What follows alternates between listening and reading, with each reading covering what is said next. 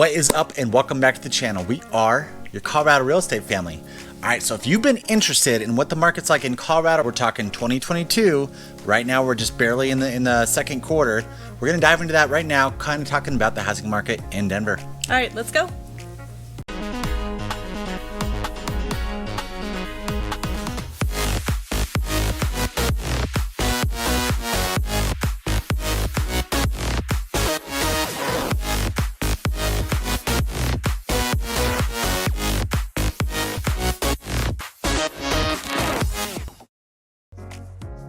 Alright, if you're new to our channel, Chelsea and Pete here, and if you're interested in moving to Colorado or you end up really liking these market updates, we're going to be doing these every single month. So do yourself a favor, hit that subscribe button and the notification bell down below so that you get notified every single time we put out a new video. Yeah guys, what we like to be is your boots on the ground experts, giving you all the info that you need to know. We're talking about Denver and all of its surrounding cities. So if you're planning on moving into Colorado, more specifically the Denver metro area, we're going to throw that phone number in below right there.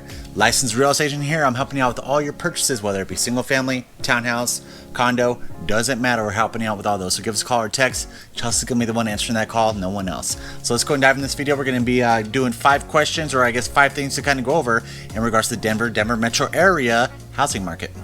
Alright, we're going to keep this fun and light. We want to make sure that we are providing the most up-to-date information and also keeping it, kind of easy to understand and capturing like the most important things that we think our buyers are asking when coming into Colorado. So we're going to kind of keep it Q&A style. Yeah, as much as possible, because I know there's so many times where I watch a video and all there is numbers and then my eyes glaze over and I'm just like, oh my gosh, this is getting boring.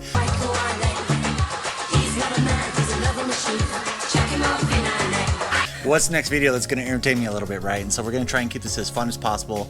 Also, if you stick around to the end of it, I'm going to give you my personal opinion, because for me, I was going to school for mechanical engineering. I understand that if you have everything down on paperwork, you could read it and all that stuff, but there's something about having that personal involvement that you really kind of get that boots in the ground coming in as a real estate agent, so I can show you from the buy side and maybe even sometimes the sell side, digging into the weeds and tell you what I'm seeing personally outside of just the numbers that we're going to throw at you. So I guess the first thing we're really going to cover that you guys ask us all the time is there inventory? Okay, so I think the best way to show you this is kind of looking month for month. And so I'm going to look month for month for you. I'm going to kind of go 2022, but also compare it to 2021, and then I'll wrap it back up for you guys and give you a conclusion so you're not just like, okay, Chelsea, what? Okay, so let's talk about February. So February 2021, active listings. So that's going to be our inventory. So there was 421 active listings in 2021. 2022, the same time of year, 146. That is the biggest kind of change from month to month, year to year that we've seen. And so that's a negative 65%. Okay, now let's take it the next month. So let's go to March. So March 2021 was 420 active listings. And this year, same time, March is 291. So we're now at a negative 34. That's from one month to the next, okay? It was 65 to 34% negative in how it's changed from the last year. Now, April, this is our most recent information. A lot of the times when we're pulling reports for you guys, it's gonna be kind of 1 month before because they need to finalize that month. So we're going to give you the most recent with this one, it being in April. So 2021 was 543. So and this is kind of what we talk with our clients, like that's when the season really hits. Everyone is like, okay, it's like this is springtime. We want everything to start like going on the market. So we do suspect that there's going to be an increase here. But in 2022, it was still 411. So it was the lowest. It was a negative 24%. So what does that mean for inventory? Well, going from 3-month difference, it was negative 65% to negative 24%. That means our inventory is climbing. Yeah, and so here's one thing, and I think that like the beginning of this year was insane. Like I said, the boots in the ground that I've kind of seen is January and February were just like, it was bonkers. It was like there was houses were flying off. You had seriously like 20 buyers bid on the same house. And I think a lot of that came from the anticipation of the interest rates going up, right? It's like with those interest rates going up, we want to lock in those lower rates. And so everyone's trying to get in the beginning of the market or beginning of this year. And so now we're kind of slowly seeing that soften out a little bit. It's still, the inventory numbers aren't on par with what they were last year, so you're not seeing as many active listings in the Denver area. We're not talking about, like if we talk about Denver Metro, those numbers completely change. So this video specifically, we're talking mainly about Denver. All right, so just want to make sure I reiterate that, because if we looked in the Denver Metro area, it's actually, there's more inventory on right now as compared to last year. So two different things. We really want to make sure we specify that way, we're not getting thrown out, hey, well, hold on a second, I looked up something something on Zillow or something, and it's totally contradicting what you're saying. So want to make sure that we really break that down. Yeah, absolutely. Okay, so now let's talk about the actual inventory. So how many days on average are these houses staying on the market? Yeah, okay, so right now, and I want to break it down a little bit more, because if you're watching this video right now, currently we're in June. So the numbers for April were really put together and came out in May. We just ended May, and so we won't get May's numbers until a little bit deeper into June. So that's a big reason why it's like we have to go all the way back to April. It seems like it's 2 months back, but we need to have some time to kind of put all those numbers together. We'll break it down single family compared to multifamily. Multifamily we talk about is your townhouses and your condos. So single family average days on market is 8 days, and that is still crazy. Very fast. It's still crazy. And then so now let's look at multifamily. Like we said, townhouses, condos. You're looking at 10 days. So they're not going as fast as your single family, but still that's pretty crazy how fast these houses are flying off the market. 8-10 days. Yeah, I mean that's pretty good. So here's another thing that I thought was really fascinating. So last year in 2021, looking at this days on market, you're looking at single family being just 9. So 9 days to 8 days. So that's actually not very different in comparison to last year. But when you look at the attached and the townhouse like condo kind of style, it was 30 last year at the same time. Yeah. So going from 30 to 10 is a significant change. So I don't know what's causing that, but we are saying that people are getting townhouses. I don't know if that's an inventory thing, and so people are getting townhouses. I don't know what's actually causing that. I wish I did, but it is a big change. I can't throw a prediction out there just because based off the buyers that I'm currently working with, as I know because he says interest rates have went up so much this year. Last year, people could get more into a single family house, even though that price point was a little bit higher. Interest rates are so low, so like, yeah, of course I could dive into this. Now it's kind of pushing them more into those multifamily products to where it's like, okay, now these are getting, taken a lot faster than they were last year because that interest rate's higher, and it's like, okay, my buying power might be down a little bit more. So that's something that I'm kind of seeing on my end, what might affect that number quite a bit. The other thing too is we have a lot of clients that are investing right now, and a lot of investors are starting to look at some of these attached style settings, whether it's just one or multiples and things like that. So they are becoming desirable in certain areas because of different, like some areas are more popular than others for some of these investment things. So we do start seeing those become very popular in the investment world. And one thing that kind of hit on that with investing, because I don't know if you guys are familiar, if you watch any of our other videos, we invest heavily in short-term rentals, and we like to do it more outside of Colorado. Big reason for that is because Colorado, mainly the Denver metro area and a lot of these cities, they're not super short-term friendly. A lot of them, that they require 50% occupancy in the property. So technically, unless you want to have a house and say, you want to rent out a couple rooms, or say you're living in a duplex and you can do that, of course that's not bad. But look at an investor who wants to purchase a separate property and wants to Airbnb that out. A lot of these municipalities that are in the Denver metro area are saying, nope, we don't want that. So just something to really kind of throw in there, because it seems like there's a lot of people who are getting in the short-term rental side of things, but in Denver, it's just they're not too friendly to anyone if you want to use it as a separate property. Yeah, very hard. That was a good point. Yep. All right, cool. So here's another question that we get, actually, I'd say more than any of these other questions, and it's whether or not these houses are selling for more than what they're listed at. Okay, so the answer, just to keep it simple, is yes. Our clients coming in, especially after us educating them a lot on our market, I mean, you have to have a real estate agent that is embedded in this market, because you can't come in here and have this really strong. That's why we're doing all these videos about how to be competitive, and Denver does have a competitive market, and so we need to, a lot of it comes from us, and as educators in the real estate world, also giving our clients really clear expectations and helping them be super competitive by teaching them about things like this. So yes, they are getting what they want. In fact, if you look at the question of like, what percentage are people getting for their listing, are they getting listing price for their house? It's 108%. So yes, they are getting what they want. There are different ways to be competitive. If you haven't checked out a video that we just posted recently, we did do a video on how to be competitive in the market here in Colorado. Go check it out. Peter will put it up here below, so you could just do a quick link. Don't leave this video yet though, because Peter is going to give you some of his most knowledgeable in the market information to the end. So stick around to the end, because that's question number 5. But yes, in short answer, you're gonna have to go listing price. The inventory is going to help a lot, because we're going to be able to see that more inventory, maybe people will soften on this a little bit, but so far, yes. Well, and so another thing I really want to hit on that, from like the whole aspect of me actually being involved in this real estate transaction all the time, I just got one of our buyers in for $20,000 less than what the list price was. So don't automatically think, oh my gosh, I'm not going to be able to have a chance in this market because everyone's paying way more than the property's actually worth. That, yes, we do see that with a lot of properties. At the same time, we do also have those instances where we can get in a little bit lower depending on how many days it's been on market, kind of what's going on with the property. And so it's always good to know. And another thing too that I always look at is those properties that get back on market. Most of the times they pop out because of inspection. Someone comes in, they inspect it, they don't like something that they saw, or maybe they ask for a ton of things and the seller says, nope, not going to do it. They back out. And so you see these properties hit back on the market. That gives us a good opportunity on the buy side to be like, all right, cool, let's go after this property right now, make sure you like it, and then really hit on that. So that's also not to say that the agent, and I love you agents out there, I am a true fan.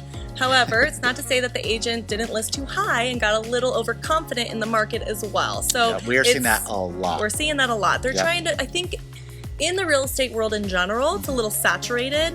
And so people will come in and they're like, oh, I'll sell your house for, dollar sign. And you're like, oh yeah.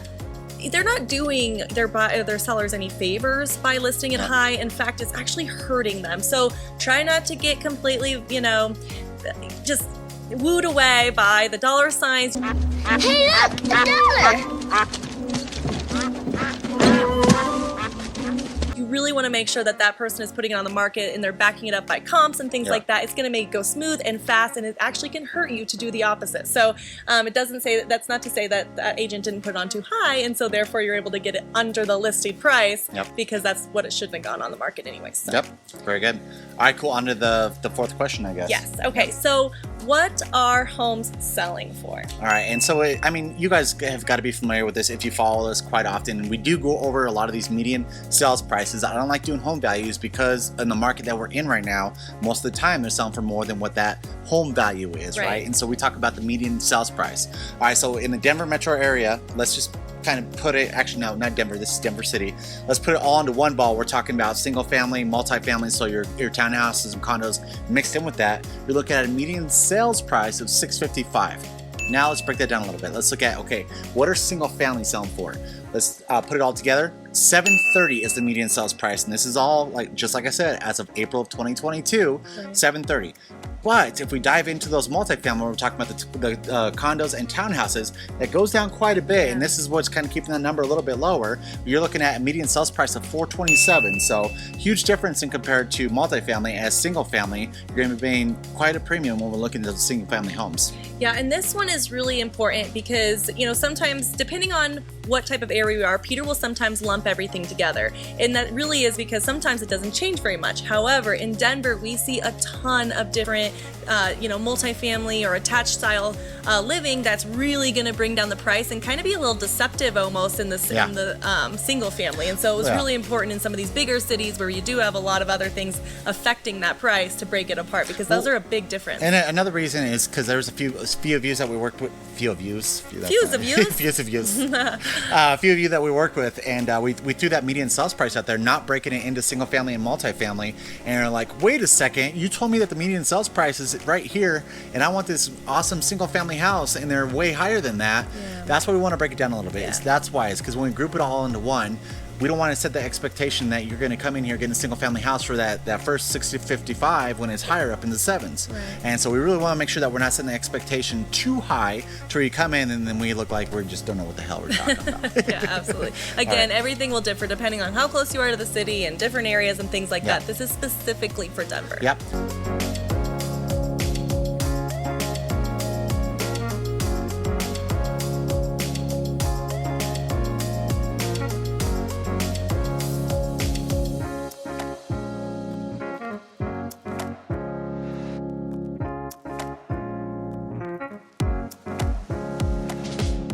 All right, cool. So now we're going to dive into the fifth one, and hopefully you stuck around for this. And I'm really going to dive into what I'm seeing as an agent. I'm not even going to look at any of these numbers. I'm just going to tell you from my personal experience what I'm seeing working with buyers on a constant basis. And I do see a softening of the market. And the number one thing that I begin to see is my email is filling up with these agents who are not only listing properties, but the property didn't go after the first weekend. And then they're like, hey, do you have a buyer for me? Because we have this property. It's still for sale after the first weekend. And my email is just like, it's every single time. We just got back from a vacation from our anniversary, and thank you for a few of those who said happy anniversary to us. I know you can tell I'm so tan. Because, just so tan over here after a week of being in the sun. Yeah. And I think all I got was a couple freckles, but they were talking to him in Spanish by the end, so that's great. Yep, exactly. All right, yeah. it always happens that way. Everyone, by the end of it, everyone's like, it's talking to me in Spanish. I'm like, no, Spanglish. I know Spanglish. I know a few things, Dos cervezas, yeah. Another thing that I'm really looking at, why I think the market's softening, is I literally just got 2 buyers under contract in the matter of a couple weeks. That was unfound before. I mean, unless you have someone coming in cash, coming in waiving appraisal, waiving everything, closing in 15 days, it just wasn't happening because we were getting beaten out by these cash buyers. I mean, just the fact that in a couple weeks I got 2 buyers under contract looking at just a handful of houses, not 20 or more, that was huge. Yeah. And it's like, they're like, whoa, wait, what? They That's not what they heard. That's not what they expected, because when we had our initial conversation, I'll make sure to set that up. But hey, you know what? This might take a month or two, depending on what the market's like, depending on where we're going to be, how competitive these buyers are going to be in the markets that we're looking at. And it was pretty awesome, the fact that we were able to get them under contract so quick. So yes, I do think the market is softening, just from my personal perspective, working in this on a daily basis. Yeah, a lot of our clients are coming in, they're anticipating a hot market. Yeah. And yes, Denver's market is extremely hot for Denver. Mm-hmm. However, a lot of our clients are coming in from out of state, and so they do have a little bit more buying power. It's harder for the people who are buying in state because they're selling property in California, or some of the places that are their market are out of control compared to ours. Yeah. And they're being able to cash that out, come here, and do have a little bit of buying power, a little bit of wiggle room for down and all that. And so definitely they're having a little bit easier of a time coming in than people here actually buying within the state of Colorado. So. Yeah. Very cool, guys. Well, I mean, like I said, if you love this video, we're going to start trying to do a market update. And I think we might switch it up a little bit too, like maybe do this city and that city, or I don't know. We want to make it, we don't want to make it so redundant that it's like, oh, there's another market video on Denver, Right. And so we really like to keep this as fun as possible. Thank you so much, guys, too. We've been getting so many comments just talking about how much you love this portion of the video, or you love how I do that. I mean, that seriously, that makes us feel so good. So thank you so much for those comments. We truly do appreciate it. Yeah, and also too, we want this market update to be as useful and straightforward as possible, without so much information. But if there's certain things that you're like, oh, I really wish you said this, or I wish you covered this, please let us know, because we are trying to fine tune this one a little bit, and we do want it to be like, if you're watching the market, that you can come here every single month and be like, okay, I know how has it changed from the last time I watched this. But if it's something that's missing, please let us know, because we are doing every single video that we record for you. And again, we're going to throw that phone number in right below right there. So if you're looking at moving into Colorado, purchasing some real estate, give us a call. Like I said, Chelsea's going to be the one you're going to be talking to, no one else.